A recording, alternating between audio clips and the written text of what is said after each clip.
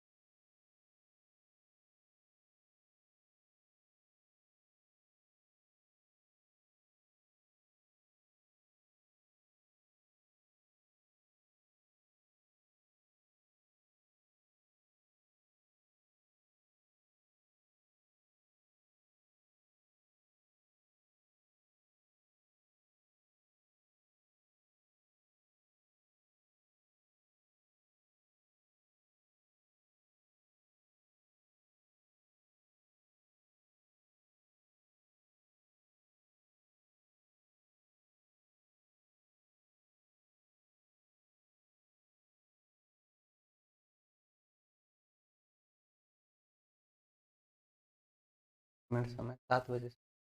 Good morning. हाँ good morning. अरे बोलेंगे तब ना वॉइस जाएगा भाई, बिना बोले ही वॉइस कहाँ से चली जाएगी। Good morning good morning.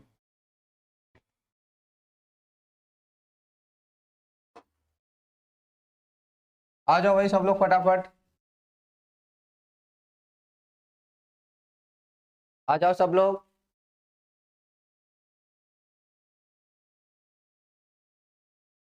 Sampurnanand आपका नाम लेते रहें।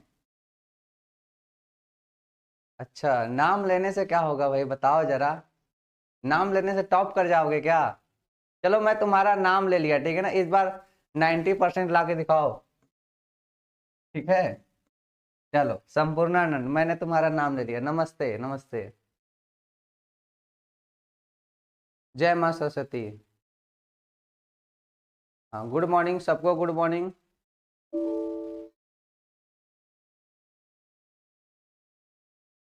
विद्या ददाति विनयम।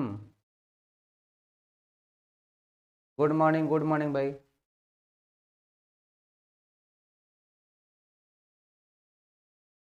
चलो क्वेश्चन लगाते हैं भाई।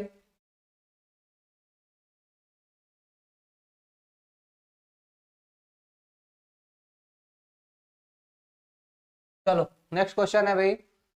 1 लीटर 93% H2SO4 विलयन भार आयतन की मोललता की गणना करें, ज्ञात करें। विलयन का घनत्व 1.84 ग्राम प्रति मिलीमीटर है, मिलीलीटर है। हाँ नमस्ते।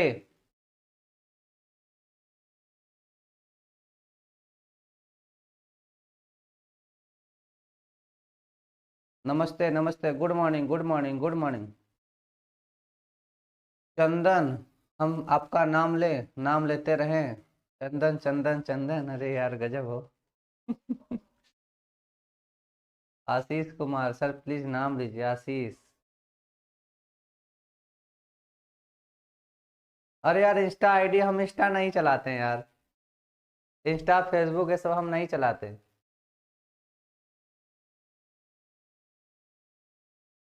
हाँ साहिबा, गुड बेटा गुड। 95+% लाना है, गुड गुड गुड। चलिए आते हैं इस क्वेश्चन पे।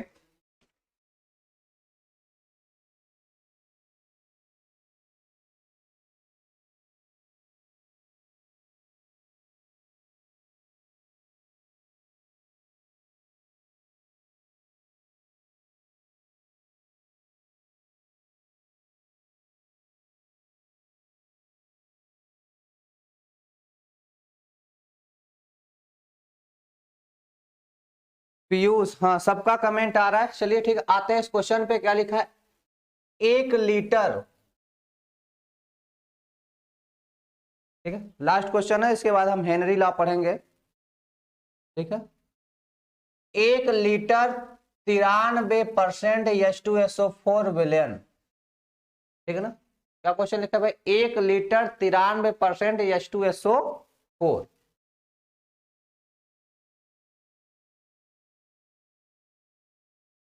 चलो भाई, इस क्वेश्चन को हम देखो 7 बज के कितना हो रहा है, 7 बज के 3 मिनट हो रहा है। हम आपको 2 मिनट का समय देते हैं, आप आंसर कमेंट करें, उसके बाद हम आपको बताते हैं। विवेक वर्मा, सर मेरा नाम लीजिए एक बार। ठीक है, 90 प्लस फोड़ के दिखाऊंगा। ठीक है भाई विवेक, चलो मैंने तुम्हारा नाम ले लिया, आप रिजल्ट के टाइम मुलाकात करेंगे। ठीक है, व्हाट्सएप चलाते हो? अरे व्हाट्सएप चलाते हैं यार, क्या करें, व्हाट्सएप तो चलाना ही है ना।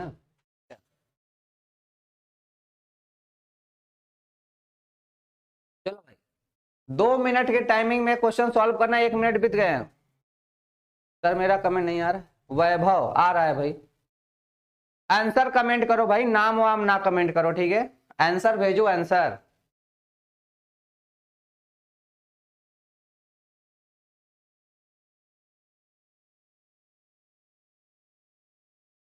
हर्ष, ब्लॉक नहीं हो भाई, आ जाओ। हाँ गुड मॉर्निंग, गुड मॉर्निंग।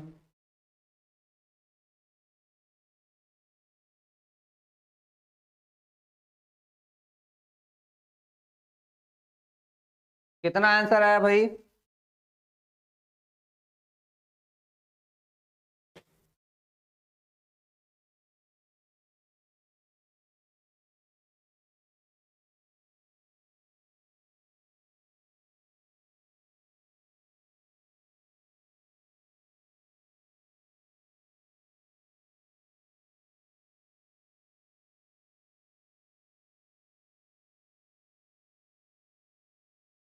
चलो टाइम अप हो गया, किसी का आंसर नहीं आया, सिर्फ 3 आया। 3 क्या ला रहे हो गधे?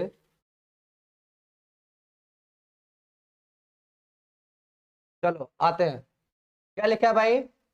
93% H2SO4 का क्या मतलब है? इसका मतलब हो गया 100 मिली, 100 मिली विलियन में H2SO4 कितना हो जाएगा भाई? 93 ग्राम। ठीक है ना, 100 मिली विलियन में H2SO4 कितना होगा? 93 ग्राम हो गया। क्लियर है? 10.6, हाँ नियर अबाउट आ रहा है। ठीक है ना, हाँ 10.4 वाले का सही है भाई, 10.428 जिसका आया वह सही आंसर है। ठीक है ना, 10.428 वालों का सही है।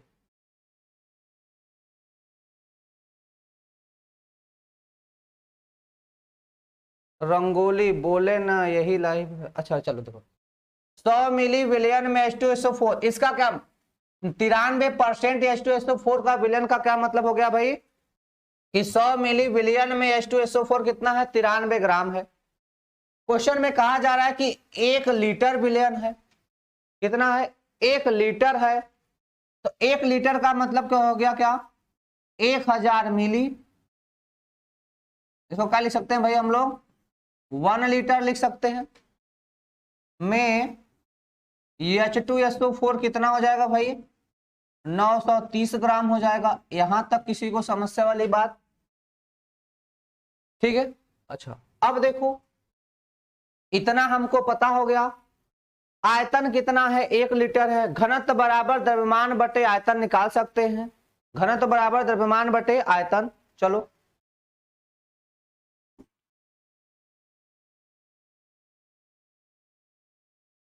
विलयन का घनत्व क्वेश्चन में दे रखा है कितना भाई? 1.84, 1.84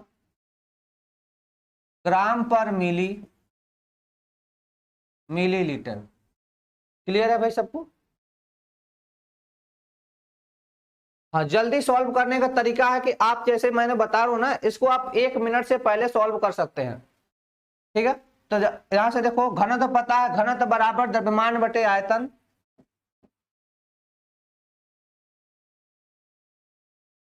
द्रव्यमान बटे आयतन, आयतन का गुणा उधर कर दो, तो विलयन का द्रव्यमान कितना हो जाएगा?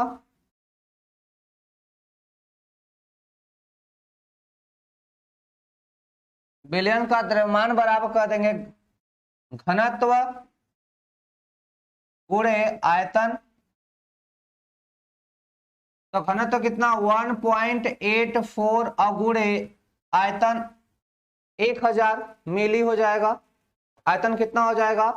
1000 मिली हो जाएगा। तो गुणा कर देंगे 1840 ग्राम आ जाएगा।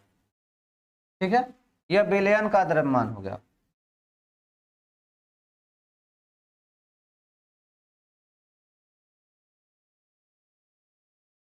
ठीक है,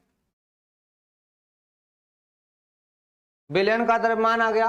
अब देखो भाई, हमें क्या, देखो इधर यहाँ पे ध्यान दें, यहाँ पे हम निकाली है विलेय का द्रव्यमान। विलेय कौन है? H2SO4 है। विलेय का द्रव्यमान 930 ग्राम, विलेय का द्रव्यमान 930 ग्राम, विलयन का द्रव्यमान 1840 ग्राम। विलायक का द्रव्यमान निकाल लेंगे हम लोग, क्या बोलेंगे भाई? विलायक का द्रव्यमान बराबर विलयन का द्रव्यमान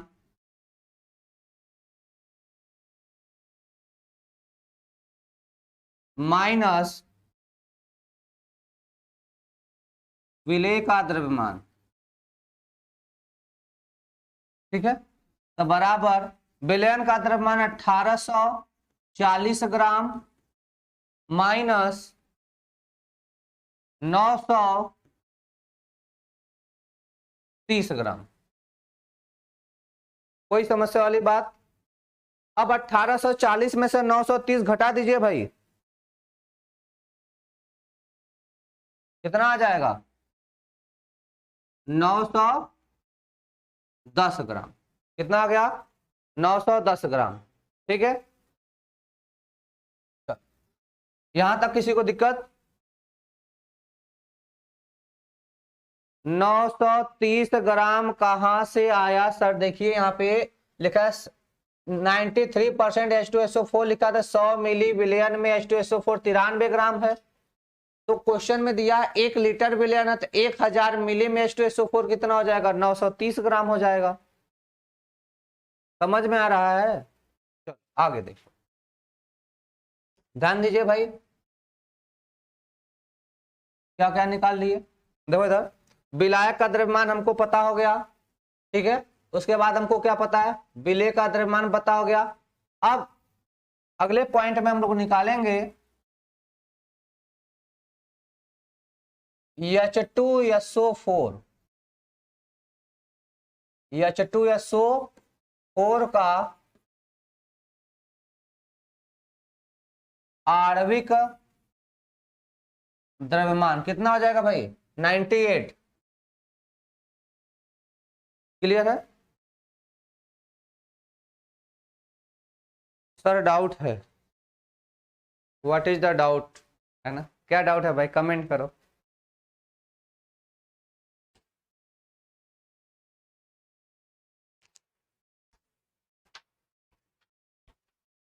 H2SO4 कितना आ गया भाई? 98। कैसे लाएंगे? देखो इधर 2 गुणे 1 प्लस सल्फर का कितना 32 प्लस ऑक्सीजन का कितना 16, तो 4 गुणे 16 बराबर 98 आ जाएगा। ठीक है,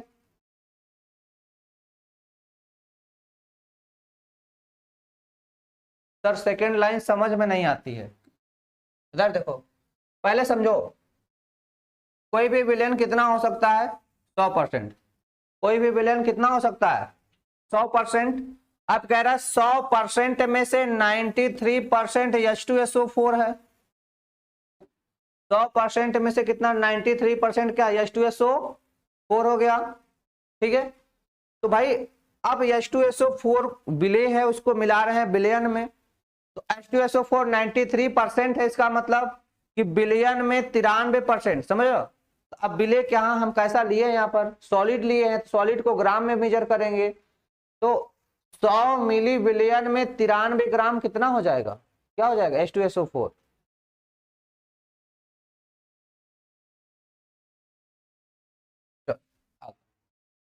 देखो इधर H2SO4 का आणविक द्रव्यमान 98 हो गया, तो विलयन की मोललता, फार्मूला विलयन की मोललता बराबर क्या बोल देंगे, W/M गुणे कैपिटल W गुणे 1000। ठीक,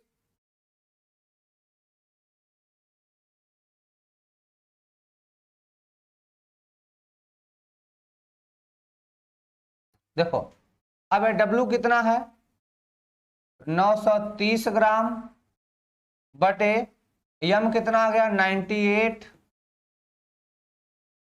कैपिटल W, इधर ध्यान दीजिए, विलय का द्रव्यमान, विलायक का द्रव्यमान कितना आ गया 910 आ गया, तो गुणे 910 और गुणे 1000, इसको सॉल्व करिए।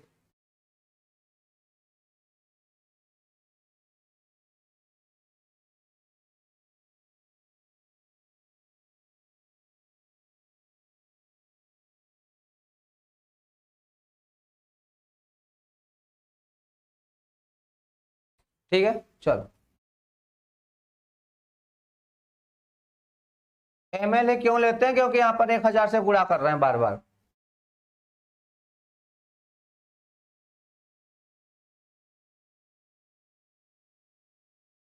तो एक जीरो से एक जीरो कट जाएगा, इसको कर सॉल्व कर देंगे तो कितना आ जाएगा 10.248 मोल पर केजी, आंसर।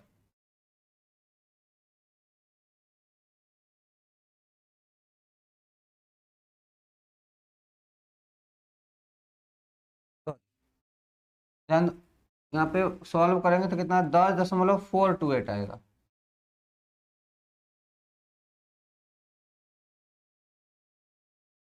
संजीत, सर्वजीत,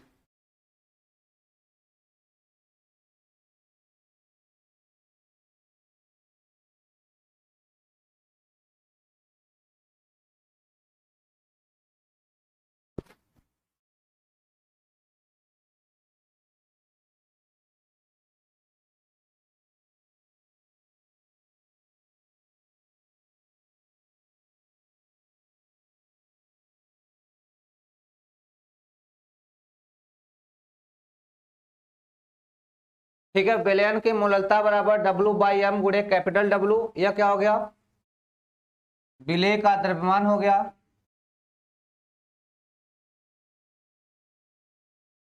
और यह क्या हो गया विलय का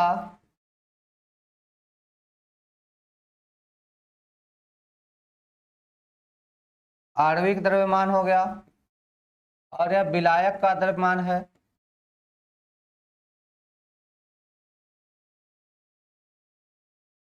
ठीक, अब देखो पीछे जरा देख लें, यह क्या हो गया, यह विलय है,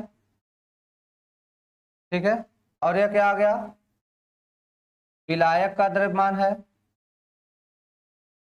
ठीक है ना, यह क्या हो गया विलायक का द्रव्यमान। तो विलय का द्रव्यमान 930 है, विलायक का द्रव्यमान 910 है।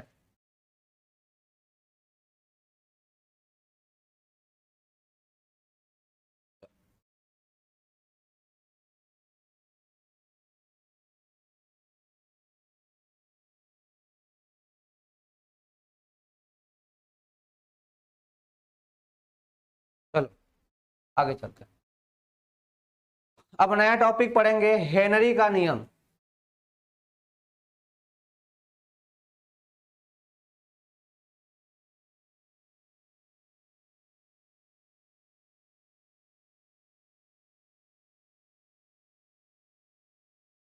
नया टॉपिक है हेनरी का नियम।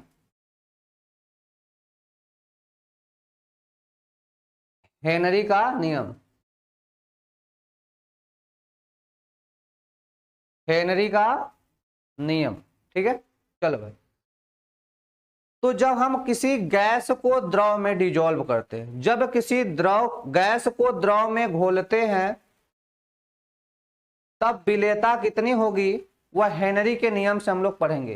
यह किस लिए पढ़ा जाता है भाई, जब गैस को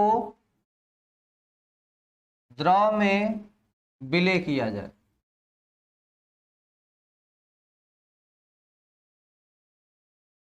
ठीक है ना।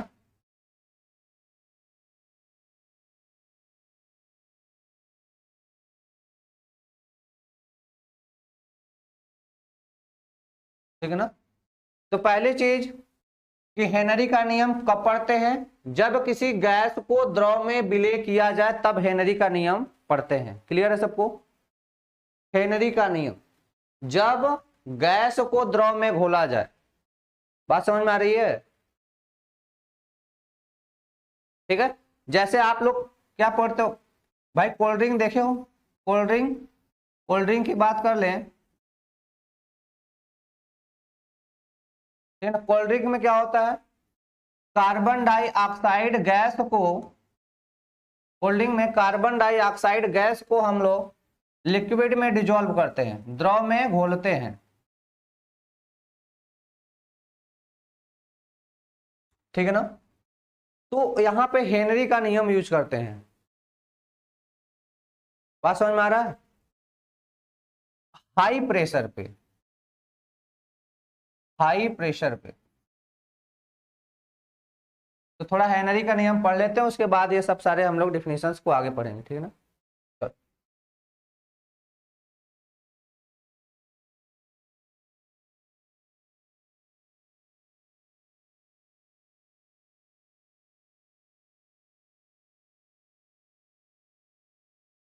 ठीक है, चलो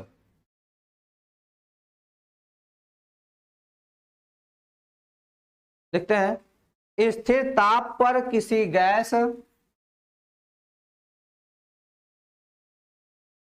स्थिर ताप पर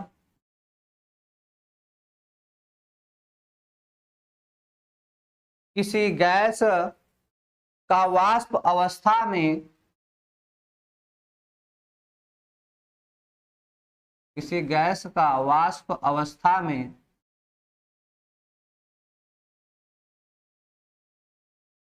वाष्प अवस्था में आंशिक दाब P,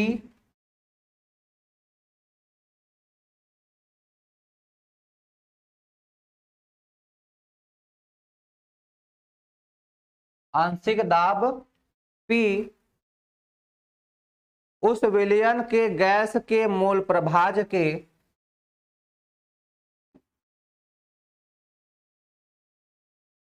उस विलयन के गैस के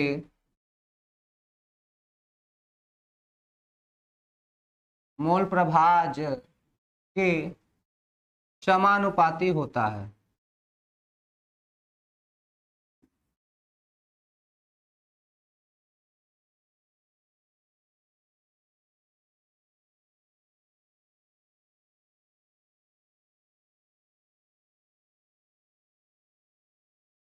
रेशमी सर मेरा एसएमएस देखो। सर चैप्टर कौन सा है, विलयन चैप्टर है भाई।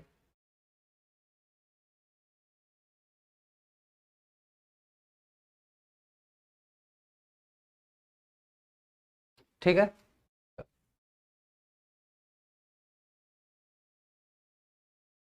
ध्यान दो भाई, क्या कर रहा है, स्थिर ताप पर किसी गैस का वाष्प अवस्था में आंशिक दाब, वाष्प अवस्था में आंशिक दाब उस विलयन के गैस के मोल प्रभाज के बराबर होता है।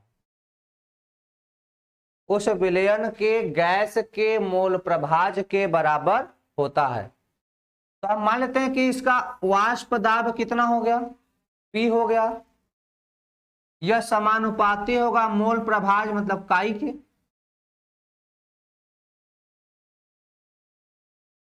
ठीक है, मोल प्रभाज काई के। यह काई क्या हो गया यहाँ पे,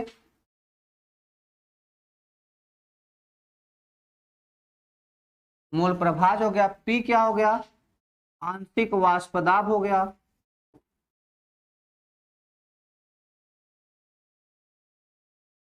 आंशिक वाष्प दाब हो गया।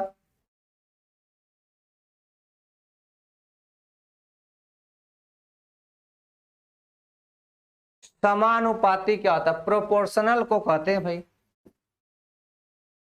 प्रोपोर्शनल। अब प्रोपोर्शनल का मतलब क्या हुआ समझो, यदि हम वाष्प दाब बढ़ा देंगे तो इसका मोल प्रभाव भी बढ़ेगा, मतलब विलेयता बढ़ जाएगी, विलेयता बढ़ जाती है, ठीक है ना, यही समानुपाती है यहाँ पे। समानुपाती का मतलब जो दोनों बगल भौतिक राशियां लिखी हैं एक साइड बढ़ाओगे तो दूसरे साइड वाला भी बढ़ेगा, उसी को बोलते हैं समानुपाती, ठीक है। अब देखो इस जब प्रोपोर्शनलिटी साइन को हटाते हैं, इस समानुपाती चिन्ह को हटाते हैं तो कोई नियतांक जोड़ा जाता है, ठीक है।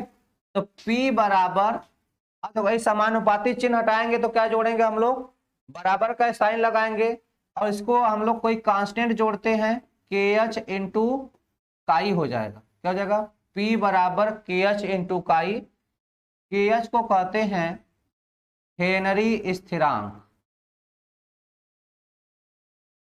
हेनरी स्थिरांक। के एच को क्या बोलेंगे भाई,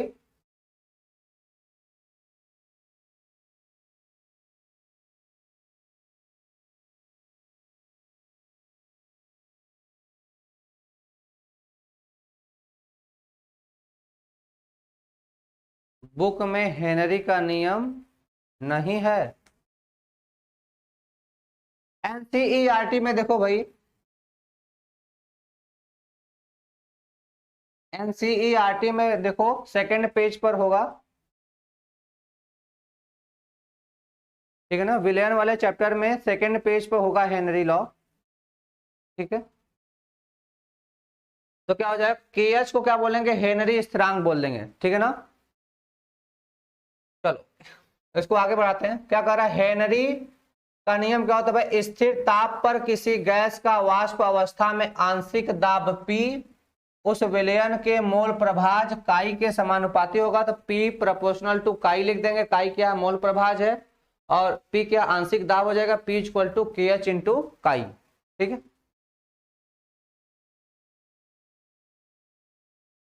चलो आगे, तो देखो जब प्रोपोर्शनल है, जब P प्रोपोर्शनल टू किसके है भाई, P प्रोपोर्शनल टू काई के है तो दोनों के बीच में ग्राफ खींचेंगे, मोल प्रभाज के बीच में और वाष्प दाब में,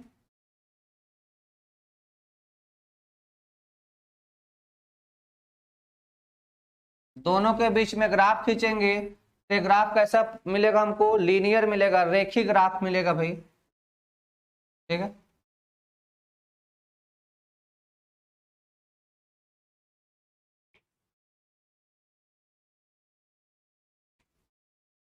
ठीक,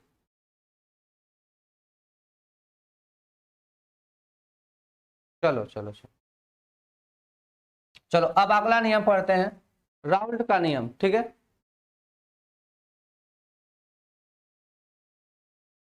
वेरी वेरी मोस्ट इंपॉर्टेंट है भाई, राउल्ट का नियम वेरी वेरी मोस्ट इंपॉर्टेंट है। राउल्ट का नियम, राउल्ट का नियम,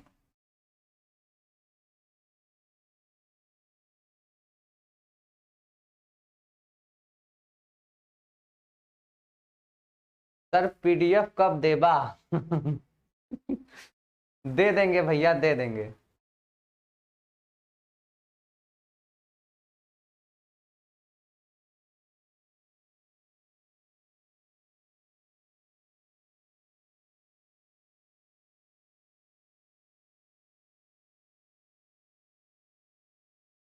ठीक है भाई, चलो राउल्ट का नियम पढ़ते हैं।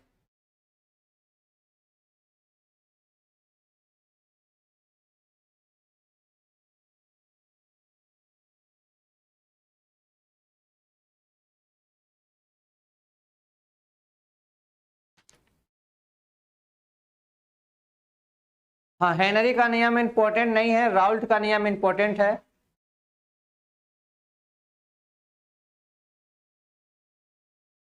चलो अब ध्यान दो, पहले एक चीज समझो यहाँ पे कि वाष्पशील क्या होता है, वाष्पशील टर्म आपको समझना है। ठीक है भाई, ठीक है ना। वाष्पशील क्या होता है? जिनका वाष्पन हो सके। वाष्पशील मतलब जिनका वाष्पन मतलब वह वाष्प की अवस्था में कन्वर्ट हो सके। 1 फरवरी से बोर्ड एग्जाम है, ठीक है, करवा देंगे, ठीक है। चलो, वाष्पशील का मतलब क्या होगा? जो वाष्पीकृत हो सके, जो वाष्पन में बदल सके, ठीक है ना। तो इस वाष्पशील शब्द का यहाँ पे हमें यूज करना है। तो कहते हैं किसी निश्चित ताप पर या एक निश्चित ताप पर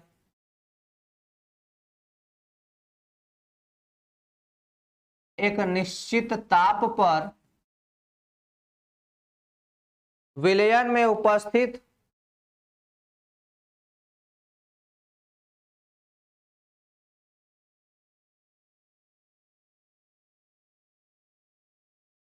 एक निश्चित ताप पर विलयन में उपस्थित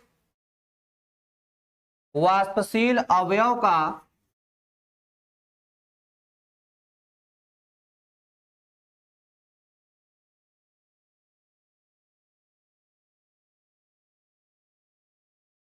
वाष्पशील अवयव का आंशिक वाष्प दाब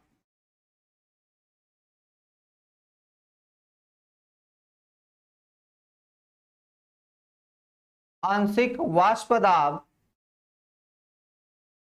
उस अवयव के मोल प्रभाज के समानुपाती होता है।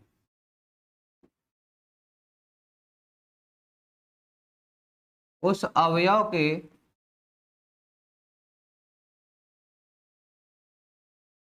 मोल प्रभाज के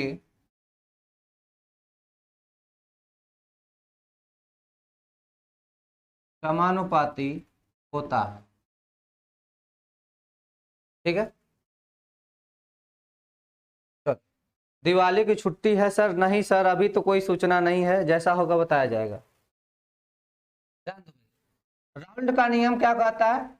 एक निश्चित ताप पर विलयन में उपस्थित वाष्पशील अवयव का आंशिक वाष्प दाब, वाष्पशील अवयव का आंशिक वाष्प दाब उस विलयन के मोल प्रभाज के समानुपाती होता है। ठीक है। यह क्वेश्चंस में आपको सिर्फ 1 नंबर का डिफिनीशन ही डायरेक्ट अगर पूछ लिया जाता है कभी कभी, नहीं तो इस पे जैसे आदर्श विलयन क्या होता है, अनादर्श विलयन क्या होता है, इससे रिलेटेड क्वेश्चन आपसे पूछा जाता है।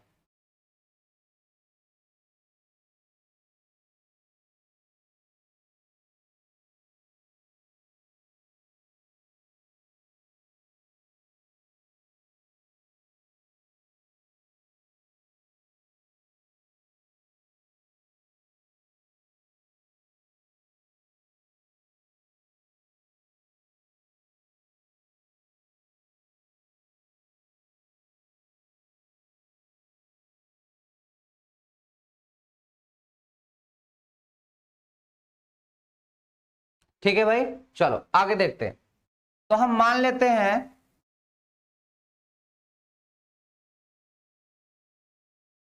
भैया, मान लेते हैं कोई विलयन ए और बी से मिलकर बना है। ठीक है, कोई विलयन है, किससे मिलकर बना है? ए और बी से। क्लियर है भाई? मान लेते हैं कोई विलयन ए और बी से मिलकर बना है, इसका हम वाष्प दाब मान लेते हैं कि यह पीए है। इनका वाष्प दाब कितना मान लें? पीए।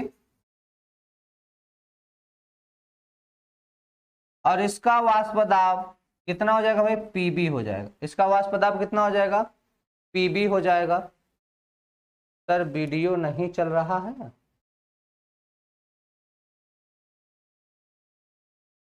थोड़ा रिफ्रेश कर लो भाई, नेटवर्क में प्रॉब्लम होगा।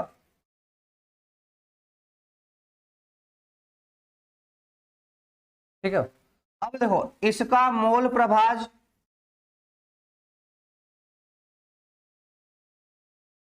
का ये मान लेते हैं, और इसका मोल प्रभाज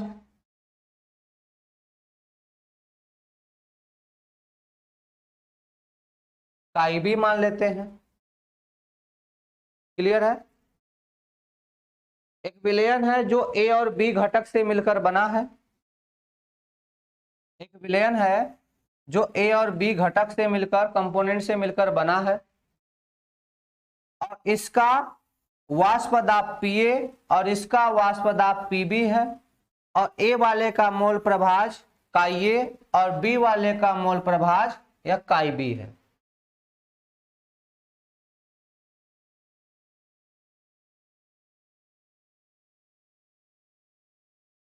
ठीक है, समझा? आगे देखो। ठीक है, यह वाष्प दाब कहां से आ रहा है? नया टर्म ध्यान दीजिए भाई।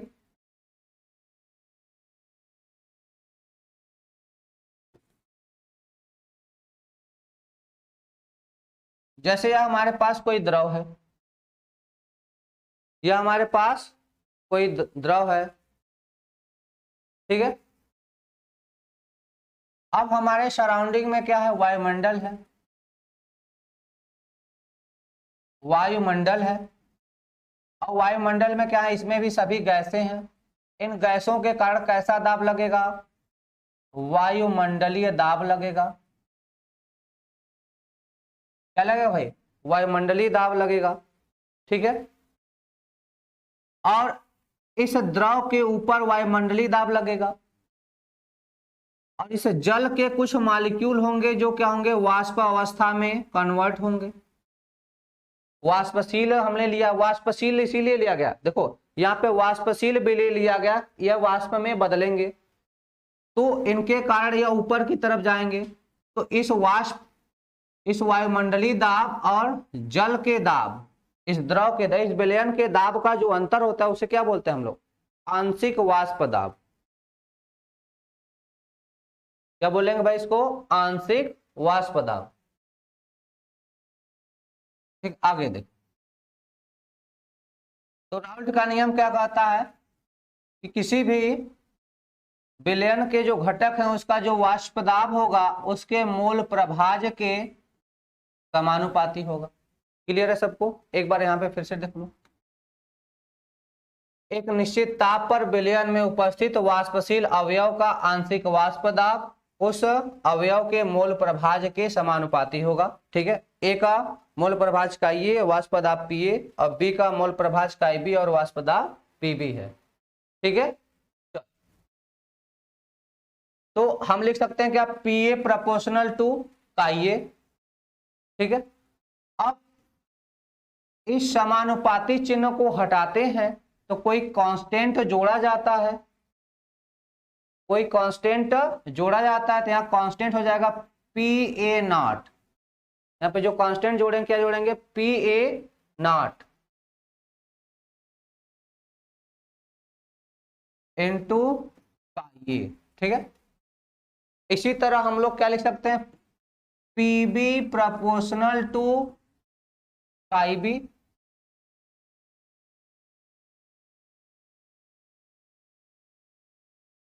Pb प्रोपोर्शनल टू Kb, तो Pb बराबर क्या हो जाएगा?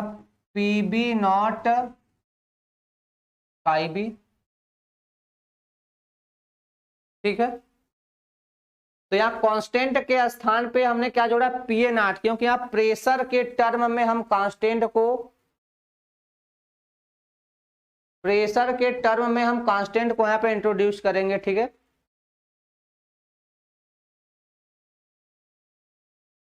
गर्गवंशी सर मेरा कमेंट कभी नहीं पढ़ते हैं, पढ़ लिया कीजिए, ठीक है। चलो भाई पढ़ लिए, ठीक है ना। यहाँ से क्या हो जाएगा? P equal to Pa naught into Ka और Pb equal to Pb naught into Kb हो जाएगा। क्लियर है भाई?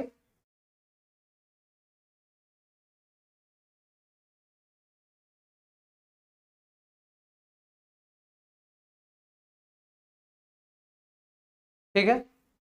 तो अब यहाँ पे Pa नॉट क्या है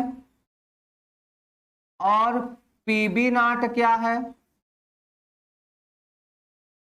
यहाँ पे Pa नॉट क्या है और Pb नॉट क्या है? तो कहेंगे कि Pa नॉट और Pb नॉट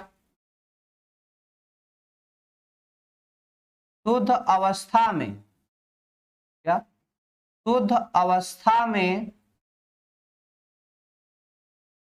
द्रव ए व बी के वाष्प दाब है।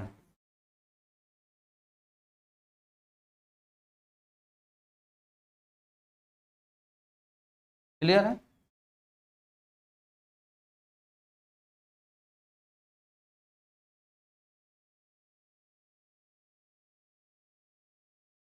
ठीक है, पीए नाट और पीबी नाट क्या है, शुद्ध अवस्था में द्रव ए व बी के वाष्प दाब है।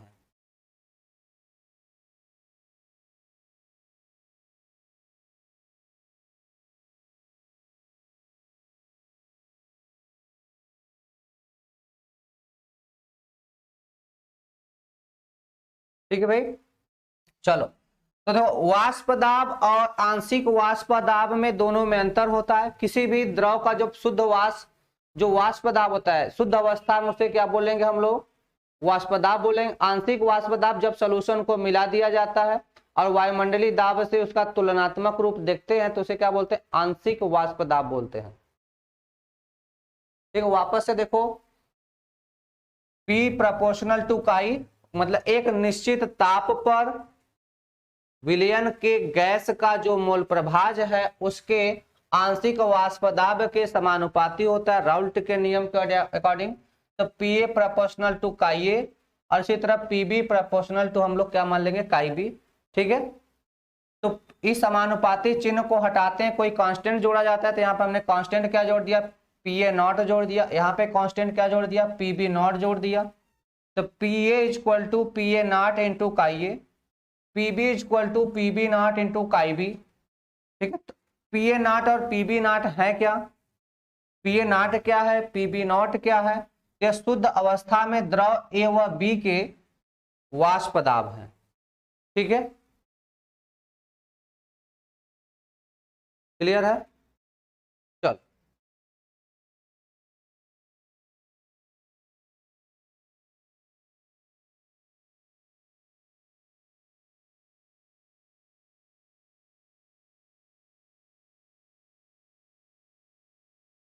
क्लियर है भाई? इसको आप लोग बना लीजिए समीकरण नंबर 1, इसको बना लीजिए समीकरण नंबर 2।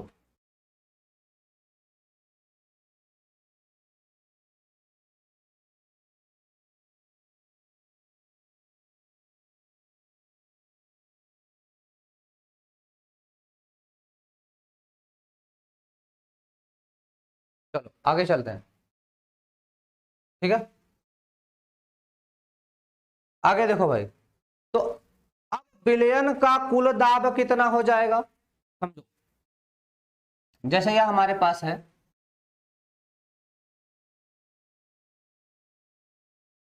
ठीक है, यह हमारे पास ए कंपोनेंट हो गया, ये हमारे पास ए कंपोनेंट हो गया, इसका वाष्प दाब कितना, Pa हो गया, या क्या हो गया भाई, या बी कंपोनेंट हो गया, इसका वाष्प दाब Pb हो जाएगा। ठीक है ना, अब ध्यान दो, या ए प्लस बी हो गया, या क्या हो गया, ए प्लस बी हो गया, या क्या हो गया, ए प्लस बी हो गया, तो इसका वाष्प दाब कितना हो जाएगा, Pa प्लस Pb हो जाएगा। क्लियर है?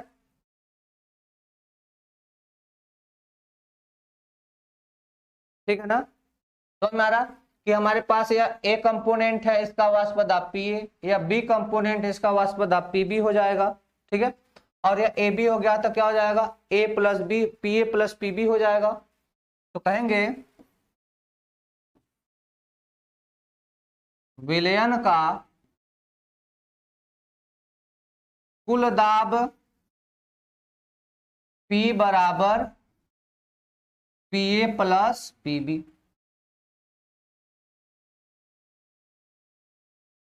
कुल दाब कितना हो जाएगा, P बराबर Pa प्लस Pb। तो क्या लिखेंगे, P बराबर, अब ध्यान दीजिए, देखो Pa का मान क्या है, Pa नाट काई ए, और Pb का मान कितना है, Pb का मान कितना है, Pb naught into chi B. इसको क्या लिख देंगे भाई, क्या लिख देंगे हम लोग, P A naught into chi A plus P B naught into chi B, ये आ जाएगा। आशीष कुमार, सर मेरा आप एक भी कमेंट नहीं पढ़ रहे हैं, रिप्लाई नहीं दे रहे हैं। हाँ ये नोट कर लीजिए, ठीक है।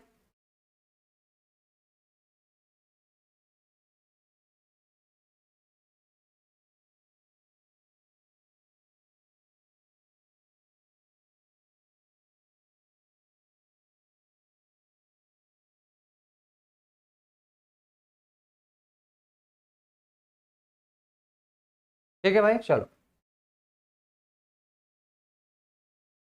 समीकरण नंबर 3, अब आगे चलते हैं। ध्यान दो, मोल प्रभाज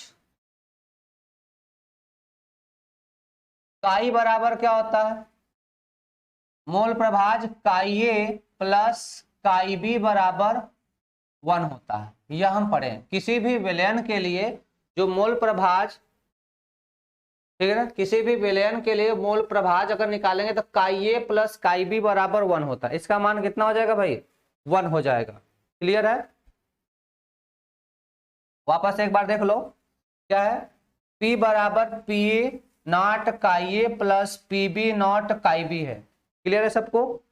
और हम बता दिए आपको क्या, कि काई ए प्लस काई बी बराबर 1 होता है। काई ए प्लस काई बी बराबर कितना होता है भाई, 1 होता है। क्लियर है, चलो अब आगे देखो।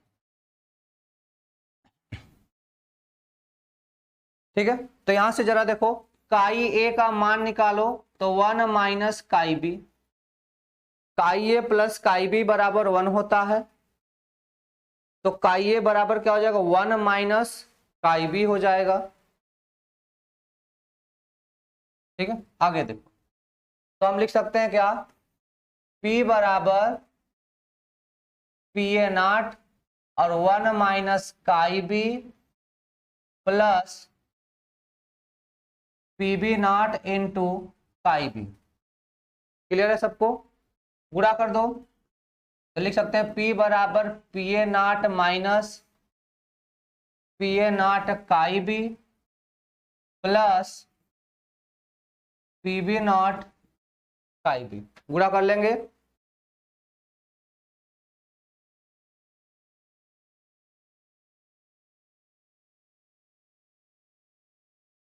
ठीक है भाई, चल तो इसको क्रम से चला लिखें तो P बराबर P A naught plus P B naught chi B minus P A naught chi B, तो P बराबर हो जाएगा पी ए नॉट और यहाँ से काई बी कॉमन ले लेंगे plus P A naught P B naught minus P A naught into chi B.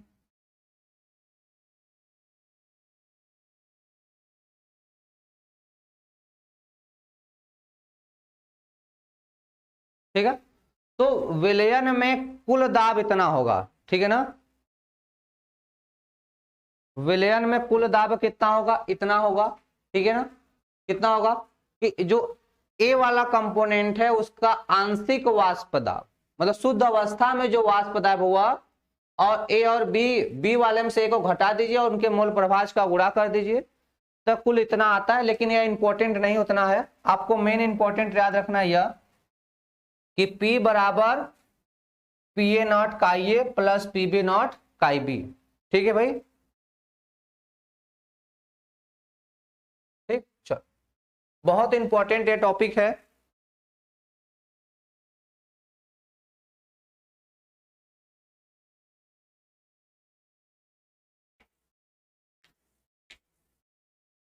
ठीक है ना, बहुत इंपॉर्टेंट टॉपिक है भाई, ध्यान दीजिए आप। अब हम लोग क्या लिखेंगे, वाष्प दाब तथा वाष्प दाब तथा मोल प्रभाज में ग्राफ।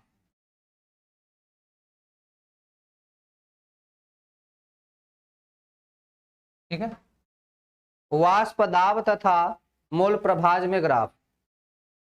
ठीक, एक बार ठीक है, फिर से देख लो। एक निश्चित ताप पर विलयन में उपस्थित वाष्पशील अवयव का आंशिक वाष्प दाब उस अवयव के मोल प्रभाज के समानुपाती होता है। यहां तक डिफिनीशन में डाउट कोई है तो बताओ। अब हमने मान लिया कि विलयन ए कंपोनेंट और बी कंपोनेंट से मिलकर बना है, ठीक है। एक विलयन है जो ए कंपोनेंट और बी कंपोनेंट से मिलकर बना है। ए कंपोनेंट वाले का मोल प्रभाज काई ए है, बी वाले का मोल प्रभाज काई बी है। ए वाले का वाष्प दाब कितना है, पी ए है, और बी वाले का वाष्प दाब कितना है, पी बी है। हेनरी कौन थे, हमारे घर के नहीं थे यार साइंटिस्ट थे। जब किसी गैस को द्रव में घोला जाता है तो उनके लिए उनकी विलेयता कितनी होगी इसको बताने वाले हेनरी ही साइंटिस्ट हैं, ठीक है।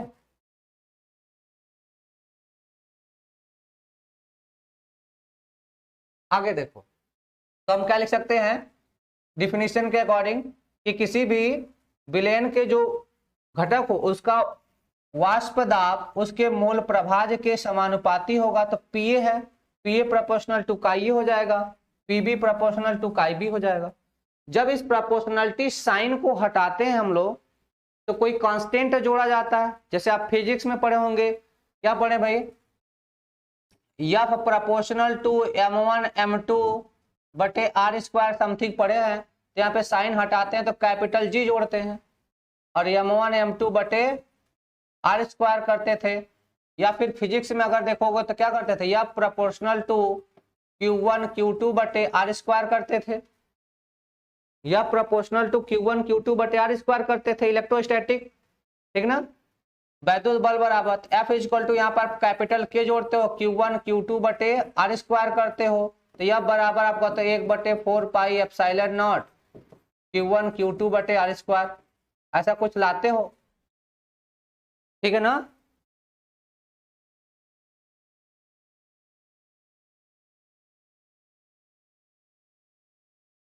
ठीक है, अब देखो तो उसी तरह यहाँ पे प्रोपोर्शनलिटी साइन हटाते हैं तो यहाँ पे हम पीए नॉट जोड़ते हैं। क्या जोड़ते हैं, पीए नॉट, और यहाँ पे जोड़ते हैं पीबी नॉट, ठीक है।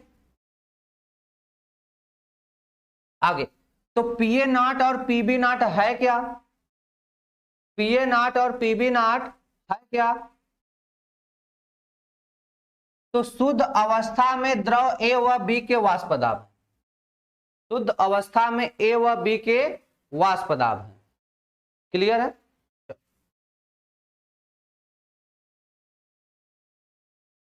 आगे देखो आप, तो जैसे एक विलयन है, जैसे ए क्या है, शुद्ध अवस्था में ए है, शुद्ध अवस्था में बी है, शुद्ध अवस्था में ए है, रटने की जरूरत नहीं है यार। देखो इधर ए और बी दो कंपोनेंट हो गए, इन्हें आपस में हम मिक्स कर देंगे।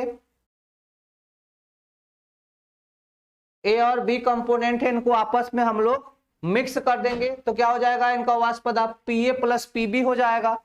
तो वही लिखे हैं विलयन का कुल दाब कितना होगा, पी बराबर पीए प्लस पीबी हो जाएगा। क्लियर है। चलो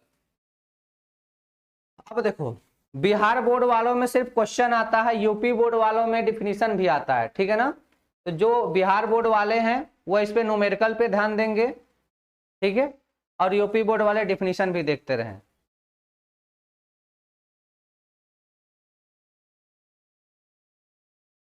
आगे देखो, तो P बराबर कितना हो जाएगा, पीए का मान रख दे पीए नॉट काई ए प्लस पीबी का मान रख दें पीबी नॉट काई बी हो जाएगा। इक्वेशन नंबर 3 बना लो। अब इधर ध्यान दो, हम आपको पढ़ाएं कि मोल प्रभाज किसी भी विलयन का मोल प्रभाज काई ए और काई बी को जब जोड़ते हैं तो उनका सम कितना आता है, 1 के बराबर, ठीक है। कितना आता है, 1 के बराबर।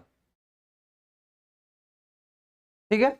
और एक काई ए बराबर कितना हो जाएगा, 1 माइनस काई बी हो जाएगा। काई ए बराबर कितना हो जाएगा, काई बी हो जाएगा। ठीक है, आगे देखो।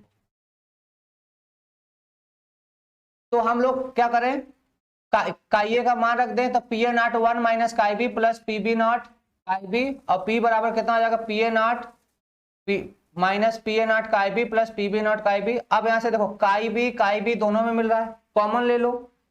तो कॉमन ले लेंगे तो कितना आ जाएगा, पी बराबर P A naught plus P B naught minus P A naught into chi B.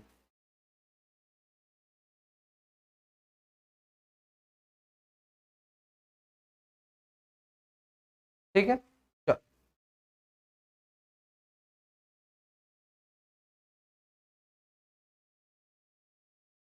ठीक है, अब आगे देखो, ध्यान दो। अब हम क्या लिखेंगे, वाष्प दाब तथा मोल प्रभाज में ग्राफ। वाष्प दाब और मोल प्रभाज में ग्राफ।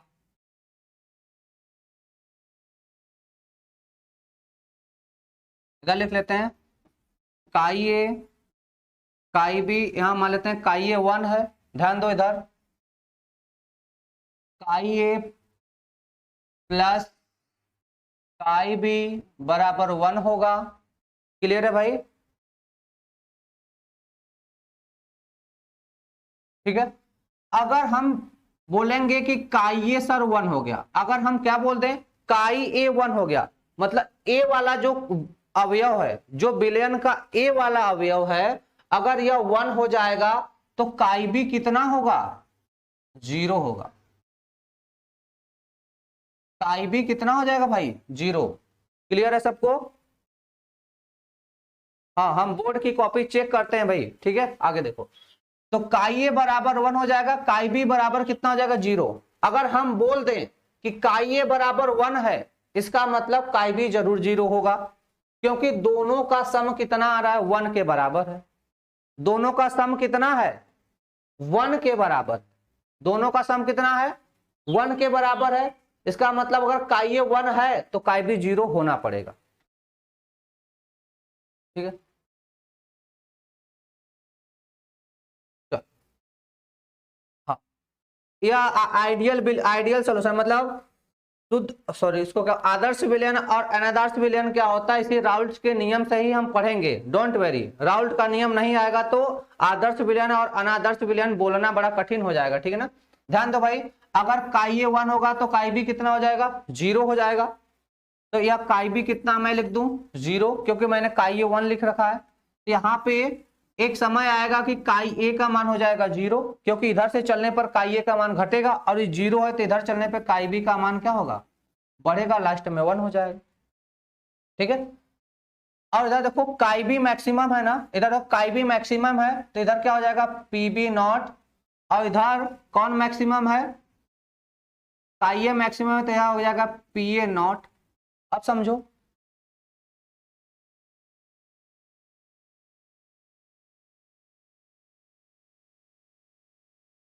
ध्यान दो भाई। तो अब विलयन का अगर हम विलयन में अगर हम लोग पीए का मान निकालें, किसका मान निकालें भाई, पीए का मान निकाल लें, और किसका मान निकाल लें,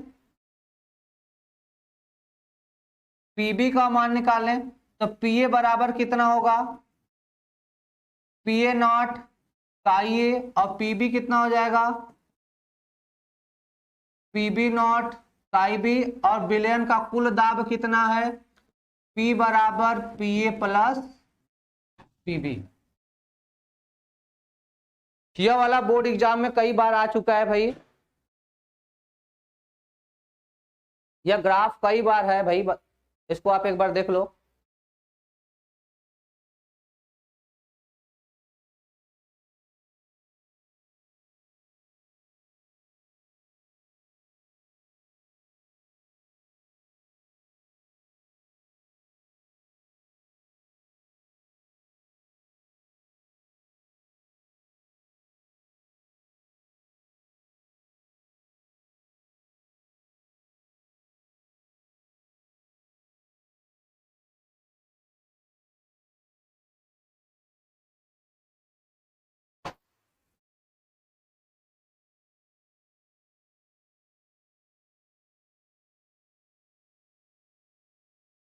ठीक है, चलो आगे।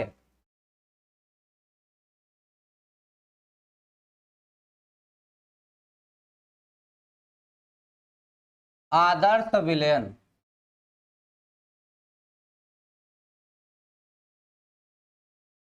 आदर्श विलयन, इसको इंग्लिश में बोलते हैं हम लोग आइडियल सॉल्यूशन।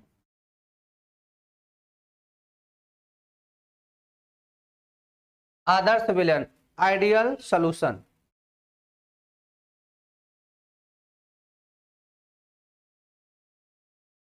ठीक ना, यह हर बोर्ड में एग्जाम आता है, इससे हर बोर्ड के क्वेश्चन आते हैं।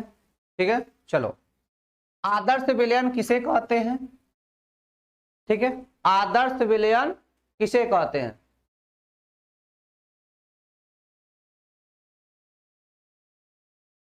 आदर्श विलयन किसे कहते हैं? देखो भाई, जो राउल्ट के नियम का पालन करेगा वह होगा आदर्श विलयन, और जो राउल्ट के नियम को नहीं मानेगा वो क्या होगा? अनादर्श विलयन। क्लियर है? लिख लेते हैं। वे विलयन जो सभी ताप और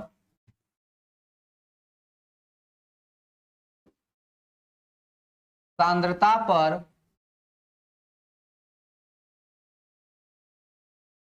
राउल्ट के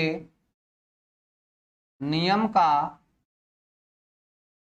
पालन करते हैं आदर्श विलयन कहलाते हैं।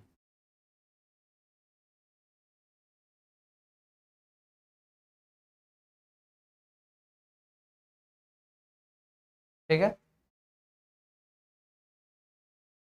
ठीक है, चलो इसके आगे कल करेंगे। ठीक है, राउल्ट के नियम का डिटेल डिस्कशन हो गया है। अब कल हम लोग पढ़ेंगे आदर्श विलयन के बारे में डिटेल डिस्कशन, और अनादर्श विलयन क्या होता है उसके बारे में पढ़ेंगे। ठीक है ना, रॉयल नहीं बॉयल। ठीक है ना, चलो आगे चलो।